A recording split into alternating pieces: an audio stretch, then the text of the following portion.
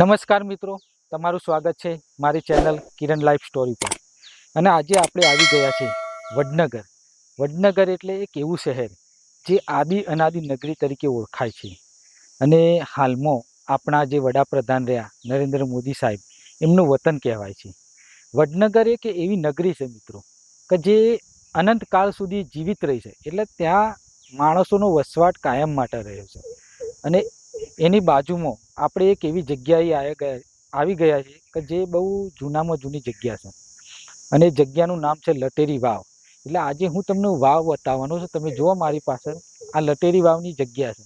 બાજુમાં એક સરસ મજાનો વડલો છે. તમે જુઓ કેવો વડલો છે. એનો સાયલો એ બહુ સારામાં સારો છે.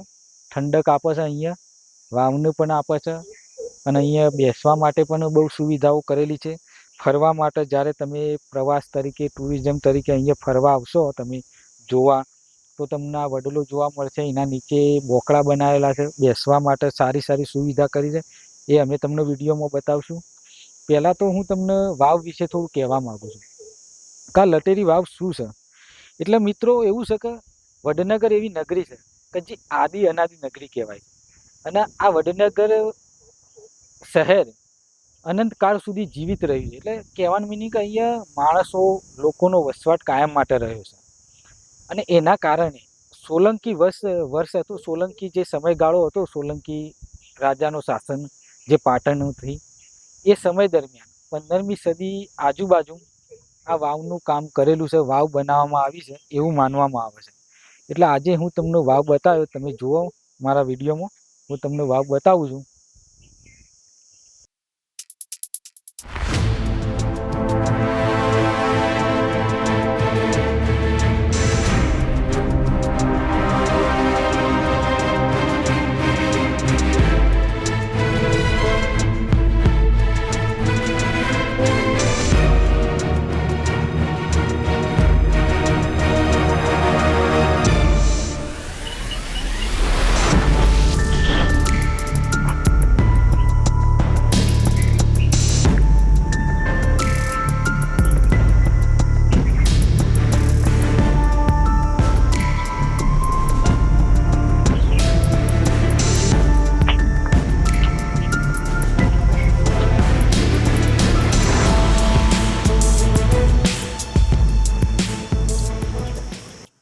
આ વાવ જુઓ ને 40 ફૂટ જેટલી લાંબી છે. અને એના ભાગ છે 1, 2 ને 3. અને ચોથા ભાગની અંદર જે પાણી છે એ બતાવે છે અહીંયા. એટલે 3 ભાગમાં વેચેલી છે. અને અહીંયા જે આ સોલંકી કાળ દરમિયાન બનાવવામાં આવી છે એવું માનવામાં આવે છે, 15મી સદી આજુબાજુમાં. તો વાવની અંદર માતાજીની મૂર્તિ પણ છે. અહીંયા ગણપતિ દાદાની પણ મૂર્તિ છે એવું માનવામાં આવે છે. એટલે આપણે અંદર જઈને જોઈશું. તમને વાવ આખી હું બતાવીશ કેવી છે. તો આવો મારી સાથે, તમે જુઓ આ પગથિયા, આ પથ્થર તમે વિચાર કરો મિત્રો કે કેવી રીતે લાયા છે એ સમય દરમિયાન અને બનાવવામાં આવી છે. તમે જોઈ શકો છો. તો તમે જુઓ મિત્રો, આ એના પગથિયા છે વાવના, જે પથ્થરથી બનાવવામાં આવેલા છે. તમે જોઈ શકો છો. આ એનું કામ તમે જુઓ. આ પથ્થરની ગોઠવવાની કળા તમે જુઓ, એનું ફિનિશિંગ તમે જુઓ. જે રીતે હાલનું ચણતર હોય છે એવી રીતે આ પથ્થરોનું પણ ચણતર કરવામાં આવ્યું છે. તમે જોઈ શકો છો. એની કળા તમે જુઓ. આ જે ઘીસી હોય એના 2 ભાગમાં ઉપર પેલું એ કર્યું હોય. અહીંયા તમે જુઓ, જેમ આપણે ઘરનું ચણતર કરતા હોય એ રીતે પથ્થરનું ચણતર કરેલું છે. તમે જોઈ શકો છો. અને એ વખતની કળા તમે જુઓ, જે કોતરણી. અત્યારે આપણે ચિત્રથી જે વસ્તુ નહીં બનાવી શકતા એ વસ્તુ પથ્થરથી બનાવવામાં આવી હોય છે. જુઓ, એવા પહેલાંના જૂના કારીગરો હતા. તમે જોઈ શકો છો. કેટલી સરસ મજાની ડિઝાઇન લાગે છે. બંને બાજુ છે. આ સાઈડે છે. આ પહેલો એનો ભાગ છે, ગેટ છે, કેવું બનાવવામાં આવે. અહીંયા ગણપતિ દાદાની મૂર્તિ છે. તમે જુઓ, પહેલા એ સમયની છે. આ પથ્થરની કોતરણી તમે જુઓ કેવી લાગે છે તમને. ખરેખર અદ્ભુત લાગે છે.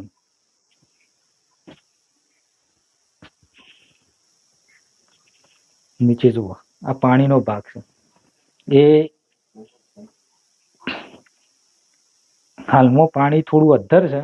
જે કૂવો રહ્યો, જે વાવનો જે છે શેવાળાનો ભાગ પેલું સામે કબૂતર દેખાય ને એટલા છે, એના પછીનું છે, તમે જોઈ શકો છો. અને તમે વિચાર કરો મિત્રો, જ્યારે એ સમય દરમિયાન નથી કોઈ સુવિધાઓ, તો આ વાવ કેવી રીતે બનાવવામાં આવી હશે, તમે કોઈ દિવસ કલ્પના કરી હશે? તમે જુઓ એ સમય દરમિયાન કારીગરો કેવા હશે, તમે જુઓ આ ડિઝાઇન કેવી બનાવી છે, જે આપણે ચિત્રથી નહીં બનાવી શકતા એ પથ્થરની અંદર આકારેલી છે ની વસ્તુ કલાઓ તમે જોઈ શકો છો. આવી વડનગરની અંદર ઘણી બધી વાવો આવેલી છે.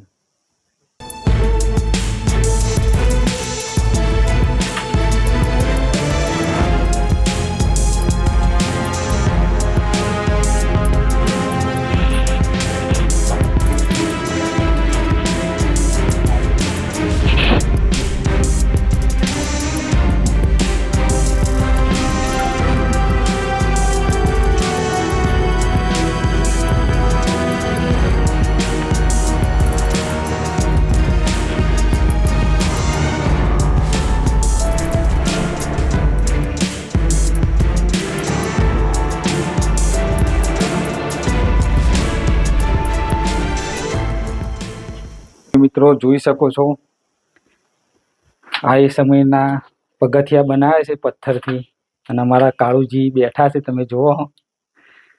અને અહીંયાના અમારા એક મિત્ર છે, જે એ પણ અહીંયા રહેશે, અને અહીંયા એ તમને કહે છે કે જે ટુરિઝમ માટે અહીંયા આવવું હોય તો એનો સમયગાળો કહે છે કે કયા ટાઈમે અહીંયા ખુલ્લું હોય છે. જો કદાચ લટેરી વાવ તમારે આવવું હોય આ જગ્યાએ ફરવા માટે, તો એ તમને કહે છે. તો અનિલભાઈ શું નામ છે? સવાજી. અહીંયા ફરવા જે લોકો ટુરિસ્ટ તરીકે આવે છે એમના માટે અહીંયા આવવું હોય તો ટાઈમ કયો છે જોવા? સવારે 9 વાગે. હા, એટલે સવારે આવવું હોય તો 9 વાગે ચાલુ થઈ જાય અને સાંજે 6 વાગ્યા સુધી. 24 કલાક ચાલુ જ હોય છે, રાત્રે તમે જોઈ ના શકો. હા, દેખાય ને લાઇટના અભાવના કારણે. બરાબર મિત્રો, તો તમે જોઈ શકો છો, સવાજી એમ કહે છે કે સવારે તમે 9 વાગે આવો તો તમને આ સરસ જોવા મળે દિવસે, અને રાતે સુવિધાના લાઇટના અભાવના કારણે તમે ના જોઈ શકો.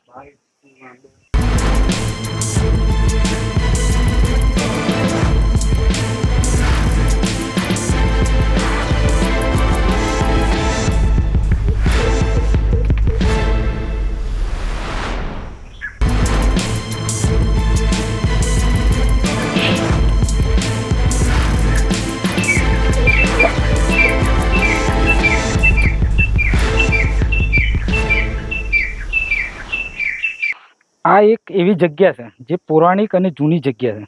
આવી રીતે વાવ હોય અને વાવની અહીંયા લાકડાનું પેલું એક સ્ટેન્ડ બનાવેલું હોય, અને સ્ટેન્ડ આ તમે જુઓ, આ લોખંડનું છે, પણ જે તે સમયે એ સમયે અહીંયા લાકડાનું સ્ટેન્ડ હશે, અને એના ઉપર રસ્સી છે, દોરડું બનાવેલું હોય, અને જેનાથી પાણી કાઢવામાં આવતું.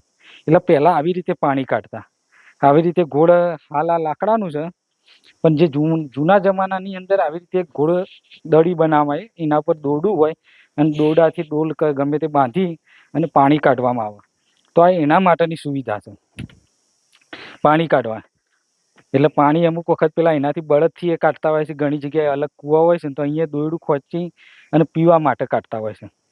એટલે આ એના માટે બનાવેલું છે સ્ટ્રક્ચર આખું એનું. એટલે મિત્રો કહેવાનું મિનિંગ એ છે. બીજું એક પછી જો અહીંયા આ વડલો છે, કેટલો સરસ વડલો છે, તમે જોઈ શકો છો.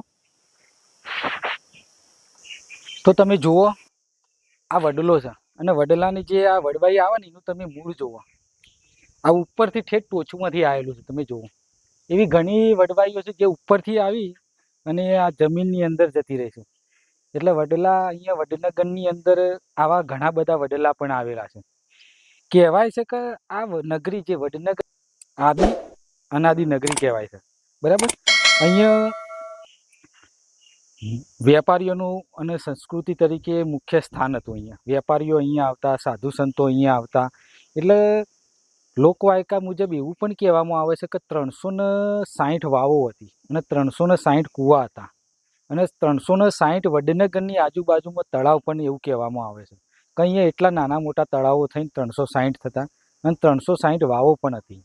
અને જે શર્મિષ્ઠા તળાવ આવ્યું છે એના પગથિયા પણ 360 છે એવું કહેવામાં આવે છે. એટલે અહીંયાનો ઇતિહાસ આ વડનગરનો એવો છે એટલે આદિ અનાદિ નગરી એટલા માટે કહેવાય છે, બરાબર. તો મિત્રો તમે પણ જ્યારે આ લટેરી વાવ આવશો તો તમને આ વડલો સરસ મજાનો જોવા મળશે. કેટલો સરસ લાગે છે. બીજું અહીંયા બેસવા માટે પણ સુવિધા કરેલી છે, અને બાથરૂમ અને ટોયલેટની પણ વ્યવસ્થા છે, પાણી પીવા માટેની પણ વ્યવસ્થા છે. તમે અહીંયા થોડી વાર માટે પિકનિક પણ કરી શકો છો. તમારા બાળકો સાથે આવો તો તમે રમી પણ શકો છો. બેસવા માટે સરસ વ્યવસ્થા કરેલી છે. હું તમને બતાવું છું, તમે જુઓ.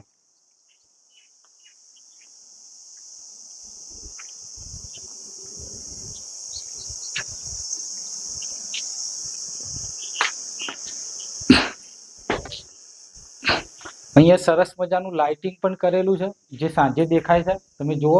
અને આ બેસવા માટે સરસ મજાનો ઠંડો પવન પણ આવે છે, તમે જુઓ. સરસ સુવિધા અહીંયા કરેલી છે.